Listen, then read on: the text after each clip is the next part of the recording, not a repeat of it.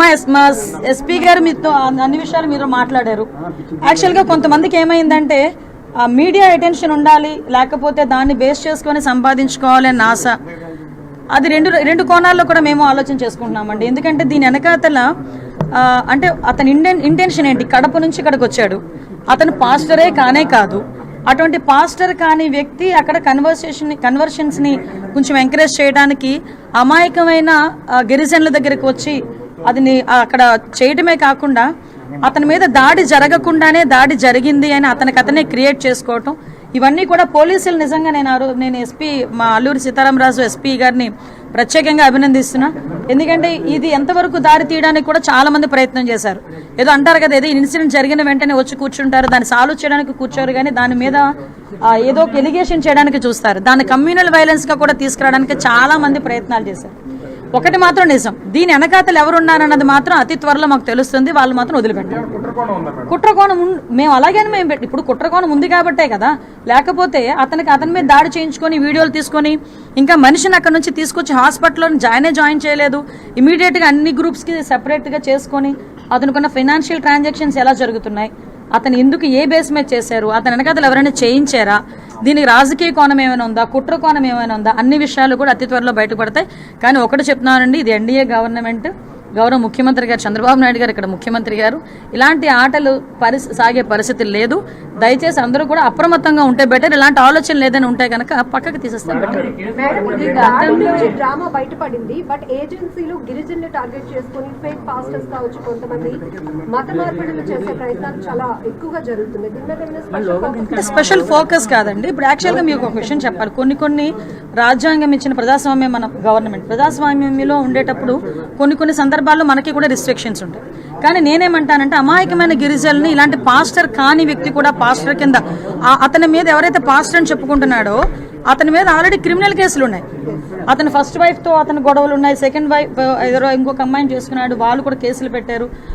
అలాంటి వ్యక్తి ఇక్కడికి వచ్చి పాస్టర్ అవతారం ఎత్తి అమాయకమైన గిరిజనుల్ని రెచ్చగొట్టే ధోరణిలో ముందుకెళ్ళడమే కాకుండా మీరు అబ్జర్వ్ చేసుకుంటే అతని ఇన్స్టాగ్రామ్ ఇవన్నీ కూడా మేము చెక్ చేసుకుంటే పగడాల ప్రవీణ్ పాస్టర్ ఎక్కడైతే చనిపోయారో దాన్ని కూడా బయటకు తీసుకొచ్చి ఏదో రకంగా చేద్దాము అంటే ఇందులో ఏంటంటే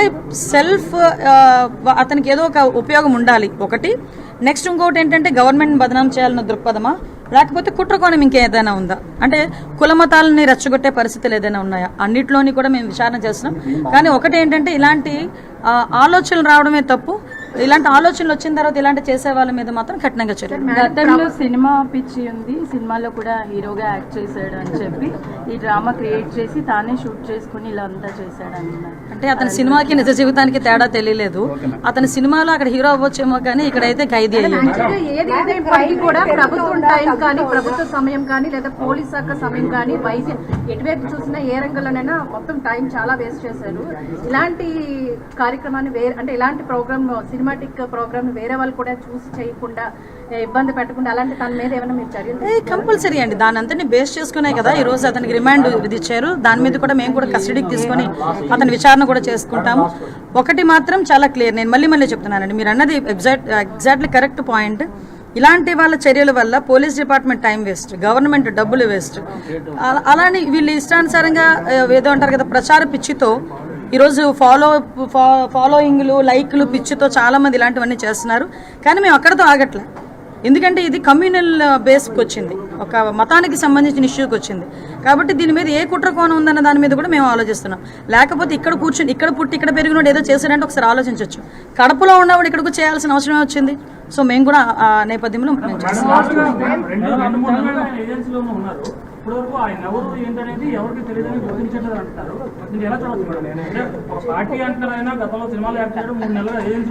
యాక్చువల్గా మీరు ఒకసారి అబ్జర్వ్ చేయాలి, చాలా మంది ఈరోజు ఏజెన్సీలోని బోల్డ్ మంది యాత్రికులు వెళ్తారు, విహారయాత్రకి వెళ్తారు, అదే టూరిస్టులు వెళ్తారు. కొంతమంది అక్కడ చాలా మంది మీకు తెలుసు, కొంతమంది పాస్టర్స్ వెళ్తారు, చాలా మంది అందరూ వెళ్తారు. అక్కడికి వెళ్ళి ఇలాంటి సమయంలోనే మాకు కూడా తెలిసేది. డెఫినెట్గా మీరు అన్నారు కాబట్టి ఈసారి మేము అందరినీ కూడా అనుమానించాల్సి వస్తుంది. అందరినీ కూడా ఒక సర్వేలెన్స్ పెట్టామనుకోండి, మళ్ళీ మీరే అంటారు పోలీసులు అందరినీ అనుమానిస్తున్నారండి అని. కానీ ఒకటేంటంటే మా డ్యూటీ మేము చేస్తున్నాం. ఎస్, డెఫినెట్లీ దాన్ని బేస్ చేసుకుని ఈరోజు మేము ఇంత ఇమ్మీడియట్గా విత్ ఇన్ 24 hours ఆ కుట్రను బయటకు తీసుకురాగలిగాం. మా ఎస్పీ గారు మీతో అన్ని విషయాలు మీరు మాట్లాడారు. యాక్చువల్గా కొంతమందికి ఏమైందంటే మీడియా అటెన్షన్ ఉండాలి, లేకపోతే దాన్ని బేస్ చేసుకొని సంపాదించుకోవాలి అన్న ఆశ. అది రెండు కోణాల్లో కూడా మేము ఆలోచన చేసుకుంటున్నామండి. ఎందుకంటే దీని వెనకాతల అంటే అతని ఇంటెన్షన్ ఏంటి? కడప నుంచి ఇక్కడికి వచ్చాడు, అతను పాస్టరే కానే కాదు. అటువంటి పాస్టర్ కాని వ్యక్తి అక్కడ కన్వర్షన్స్ని కొంచెం ఎంకరేజ్ చేయడానికి అమాయకమైన గిరిజనుల దగ్గరికి వచ్చి అదిని అక్కడ చేయటమే కాకుండా అతని మీద దాడి జరగకుండానే దాడి జరిగింది అని అతనే క్రియేట్ చేసుకోవటం, ఇవన్నీ కూడా పోలీసులు నిజంగా నేను ఎస్పీ మా అల్లూరి సీతారామరాజు ఎస్పీ గారిని ప్రత్యేకంగా అభినందిస్తున్నా. ఎందుకంటే ఇది ఎంతవరకు దారి తీయడానికి కూడా చాలా మంది ప్రయత్నం చేశారు. ఏదో అంటారు కదా, ఏదో ఇన్సిడెంట్ జరిగిన వెంటనే వచ్చి కూర్చుంటారు, దాన్ని సాల్వ్ చేయడానికి కూర్చోరు, కానీ దాని మీద ఏదో ఒక ఎలిగేషన్ చేయడానికి చూస్తారు. దాన్ని కమ్యూనల్ వైలెన్స్గా కూడా తీసుకురావడానికి చాలా మంది ప్రయత్నాలు చేశారు. ఒకటి మాత్రం నిజం, దీని వెనకాతలు ఎవరున్నారన్నది మాత్రం అతి త్వరలో మాకు తెలుస్తుంది. వాళ్ళు మాత్రం వదిలిపెట్టారు. కుట్రకోణం మేము అలాగే ఇప్పుడు కుట్రకోణం ఉంది కాబట్టే కదా, లేకపోతే అతని మీద దాడి చేయించుకొని వీడియోలు తీసుకొని ఇంకా మనిషిని అక్కడ నుంచి తీసుకొచ్చి హాస్పిటల్లో జాయిన్ చేయలేదు. ఇమీడియట్గా అన్ని గ్రూప్స్కి సెపరేట్గా చేసుకొని అతనుకున్న ఫైనాన్షియల్ ట్రాన్సాక్షన్స్ ఎలా జరుగుతున్నాయి, అతను ఎందుకు ఏ బేస్ మీద చేశారు, అతని వెనకాతలు ఎవరైనా చేయించారా, దీనికి రాజకీయ కోణం ఏమైనా ఉందా, కుట్ర కోణం ఏమైనా ఉందా, అన్ని విషయాలు కూడా అతి త్వరలో బయటపడతాయి. కానీ ఒకటి చెప్తున్నానండి, ఇది ఎన్డీఏ గవర్నమెంట్, గౌరవ ముఖ్యమంత్రి గారు చంద్రబాబు నాయుడు గారు ఇక్కడ ముఖ్యమంత్రి గారు, ఇలాంటి ఆటలు సాగే పరిస్థితి లేదు. దయచేసి అందరూ కూడా అప్రమత్తంగా ఉంటే బెటర్. ఇలాంటి ఆలోచనలు ఏదైనా ఉంటే కనుక పక్కకి తీసేస్తే బెటర్. డ్రామా బయటపడింది, బట్ ఏజెన్సీలు గిరిజనులు టార్గెట్ చేసుకుని ఫేక్ పాస్టర్స్ కావచ్చు, కొంతమంది మత మార్పిడులు చేసే ప్రయత్నాలు చాలా ఎక్కువగా జరుగుతుంది. స్పెషల్ ఫోకస్ కాదండి. ఇప్పుడు యాక్చువల్గా మీకు ఒక విషయం చెప్పాలి. కొన్ని రాజ్యాంగం ఇచ్చిన ప్రజాస్వామ్యం మన గవర్నమెంట్ ప్రజాస్వామ్యంలో ఉండేటప్పుడు కొన్ని సందర్భాల్లో మనకి కూడా రిస్ట్రిక్షన్స్ ఉంటాయి. కానీ నేనేమంటానంటే అమాయకమైన గిరిజనుల్ని ఇలాంటి పాస్టర్ కాని వ్యక్తి కూడా పాస్టర్ కింద అతని మీద ఎవరైతే పాస్టర్ అని చెప్పుకుంటున్నాడో అతని మీద ఆల్రెడీ క్రిమినల్ కేసులు ఉన్నాయి. అతని ఫస్ట్ వైఫ్తో అతని గొడవలు ఉన్నాయి, సెకండ్ వైఫ్ ఏదో ఇంకొక అమ్మాయిని చేసుకున్నాడు, వాళ్ళు కూడా కేసులు పెట్టారు. అలాంటి వ్యక్తి ఇక్కడికి వచ్చి పాస్టర్ అవతారం ఎత్తి అమాయకమైన గిరిజనుల్ని రెచ్చగొట్టే ధోరణిలో ముందుకెళ్ళడమే కాకుండా మీరు అబ్జర్వ్ చేసుకుంటే అతని ఇన్స్టాగ్రామ్ ఇవన్నీ కూడా మేము చెక్ చేసుకుంటే పగడాల ప్రవీణ్ పాస్టర్ ఎక్కడైతే చనిపోయారో దాన్ని కూడా బయటకు తీసుకొచ్చి ఏదో రకంగా చేద్దాము అంటే ఇందులో ఏంటంటే సెల్ఫ్ అతనికి ఏదో ఒక ఉపయోగం ఉండాలి ఒకటి. నెక్స్ట్ ఇంకోటి ఏంటంటే గవర్నమెంట్ బదనాం చేయాలన్న దృక్పథమా, లేకపోతే కుట్రకోణం ఇంకేదైనా ఉందా, అంటే కుల మతాలని రెచ్చగొట్టే పరిస్థితులు ఏదైనా ఉన్నాయా, అన్నిట్లోని కూడా మేము విచారణ చేస్తున్నాం. కానీ ఒకటి ఏంటంటే ఇలాంటి ఆలోచనలు రావడమే తప్పు. ఇలాంటి ఆలోచనలు వచ్చిన తర్వాత ఇలాంటి చేసే వాళ్ళ మీద మాత్రం కఠినంగా చర్యలు. గతంలో సినిమా పిచ్చి ఉంది, సినిమాలో కూడా హీరోగా యాక్ట్ చేశాడు అని చెప్పి ఈ డ్రామా క్రియేట్ చేసి తానే షూట్ చేసుకుని ఇలా అంతా చేశాడు అన్నారు. అంటే అతని సినిమాకి నిజ జీవితానికి తేడా తెలియలేదు. అతని సినిమాలో అక్కడ హీరో అవ్వచ్చేమో కానీ ఇక్కడైతే ఖైదీ అయ్యింది. కూడా ప్రభుత్వం టైం కానీ ప్రభుత్వ సమయం కానీ లేదా పోలీస్ శాఖ సమయం కానీ వైద్యం ఎటువైపు చూసినా ఏ రంగంలోనైనా మొత్తం టైం చాలా వేస్ట్ చేశారు.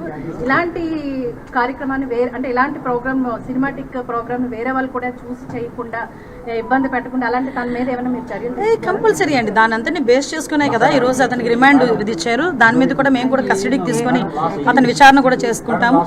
ఒకటి మాత్రం చాలా క్లియర్, నేను మళ్ళీ చెప్తున్నానండి, మీరు అన్నది ఎగ్జాక్ట్లీ కరెక్ట్ పాయింట్. ఇలాంటి వాళ్ళ చర్యల వల్ల police department time waste, government డబ్బులు వేస్ట్. అలానే వీళ్ళు ఇష్టానుసారంగా ఏదో అంటారు కదా ప్రచార పిచ్చితో ఈరోజు ఫాలోయింగ్లు లైక్లు పిచ్చితో చాలామంది ఇలాంటివన్నీ చేస్తున్నారు. కానీ మేము అక్కడతో ఆగట్లే, ఎందుకంటే ఇది కమ్యూనల్ బేస్కి వచ్చింది, ఒక మతానికి సంబంధించిన ఇష్యూకి వచ్చింది. కాబట్టి దీని మీద ఏ కుట్ర కోణం ఉందన్న దాని మీద కూడా మేము ఆలోచిస్తున్నాం. లేకపోతే ఇక్కడ కూర్చుని ఇక్కడ పుట్టి ఇక్కడ పెరిగినోడు ఏదో చేశాడంటే ఒకసారి ఆలోచించవచ్చు. కడపలో ఉన్నవాడు ఇక్కడికి చేయాల్సిన అవసరమే వచ్చింది. సో మేము కూడా ఆ నేపథ్యంలో మేము చేస్తున్నాం. ఇప్పటివరకు ఆయన ఎవరు ఏంటనేది ఎవరికి తెలియదని గుర్తించలేదు అంటారు. మీరు ఎలా చూడవచ్చు? పార్టీ అంటారు, ఆయన గతంలో సినిమాలు యాక్ట్ చేయడం 3 నెలల ఏజెన్సీలో ఉన్నారు. యాక్చువల్గా మీరు ఒకసారి అబ్జర్వ్ చేయాలి, చాలా మంది ఈరోజు ఏజెన్సీలోని 4 మంది యాత్రికులు వెళ్తారు, విహారయాత్రకు వెళ్తారు, అదే టూరిస్టులు వెళ్తారు. కొంతమంది అక్కడ చాలా మంది మీకు తెలుసు, కొంతమంది పాస్టర్స్ వెళ్తారు, చాలా మంది అందరూ వెళ్తారు. అక్కడికి వెళ్ళి ఇలాంటి సమయంలోనే మాకు కూడా తెలిసేది. డెఫినెట్గా మీరు అన్నారు కాబట్టి ఈసారి మేము అందరినీ కూడా అనుమానించాల్సి వస్తుంది. అందరినీ కూడా ఒక సర్వేలెన్స్ పెట్టామనుకోండి, మళ్ళీ మీరే అంటారు పోలీసులు అందరినీ అనుమానిస్తున్నారండి అని. కానీ ఒకటేంటంటే మా డ్యూటీ మేము చేస్తున్నాం. ఎస్, డెఫినెట్లీ దాన్ని బేస్ చేసుకుని ఈరోజు మేము ఇంత ఇమ్మీడియట్గా వితిన్ 24 hours ఆ కుట్రను బయటకు తీసుకురాగలిగాం. మైనర్ బాలిక మీద అత్యాచార యత్నం జరిగిందని ఆరోపణలు వస్తున్నాయి.